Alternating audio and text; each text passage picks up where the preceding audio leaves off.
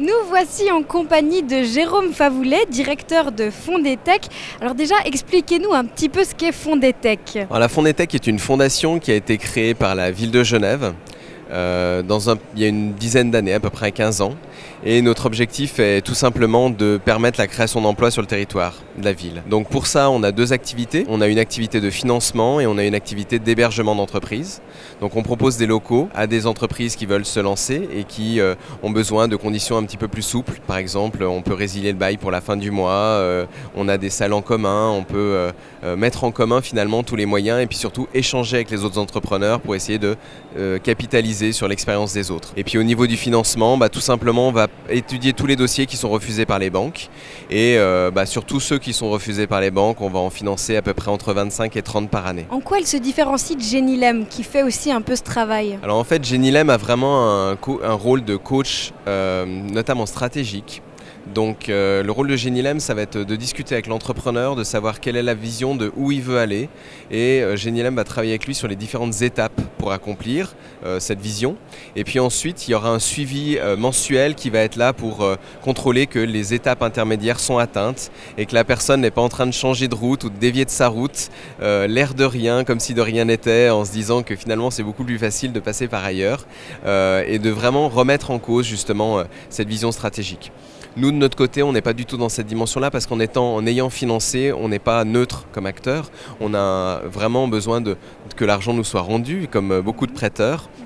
Et donc on va apporter un accompagnement qui est différent, un accompagnement qui est sur une base pratique. Donc on a des gens qui sont dans l'équipe qui sont des praticiens, donc en comptabilité, en ressources humaines, en communication, dans le domaine juridique. Et c'est vraiment, nous, les questions auxquelles on répond, c'est je souhaite engager un nouveau collaborateur, je ne sais pas comment m'y prendre, comment on dresse un cahier des charges, qu'est-ce qu'il faut mettre dans un contrat de travail, qu'est-ce qu'il faut prévoir comme clause particulière par rapport à mon activité. Et c'est toute la réflexion qu'on va mener avec l'entrepreneur qui va le plus souvent lui permettre de mieux travailler avec les spécialistes, donc avec l'avocat, avec la fiduciaire, etc. Souvent, on sert à sensibiliser l'entrepreneur et à servir d'intermédiaire dans la compréhension de tout l'environnement qui l'entoure et qui est très complexe, savoir quel est le rôle du réel d'une fiduciaire et quel est le rôle d'un expert réviseur, quelle est la différence entre les deux, quel est le rôle de tel avocat, quelle est la différence entre l'accompagnement juridique que fait la Fédération des entreprises romandes et puis l'avocat en lui-même.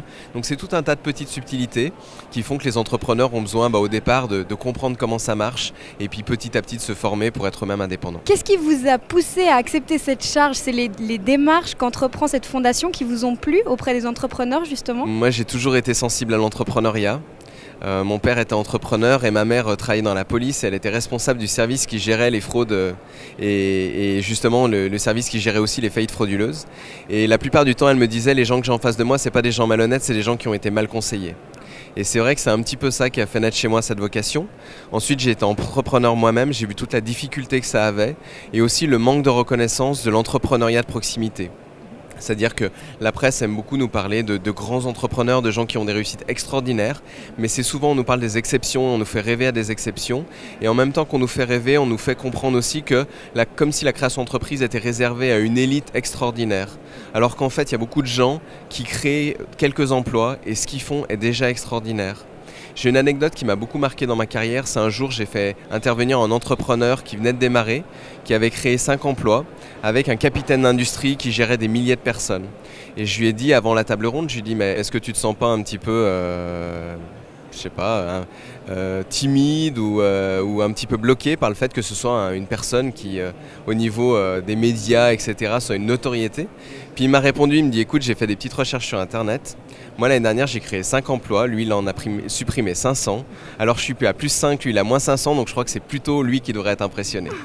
Et j'ai trouvé ça vraiment juste parce qu'il ne faut pas sous-estimer les difficultés que rencontrent les entrepreneurs qui démarrent et l'importance de tout ce qu'ils font pour la société.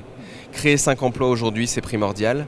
Ne serait-ce qu'en créer un, c'est primordial aujourd'hui. Et il faut vraiment accompagner les gens dans cette démarche parce que les emplois qu'on va créer aujourd'hui sont particulièrement importants, non seulement aujourd'hui, mais surtout demain. Et je pense que beaucoup de gens en sont de plus en plus convaincus. Merci beaucoup pour ces précieux conseils et puis une bonne suite pour ce carrefour des créateurs. Merci.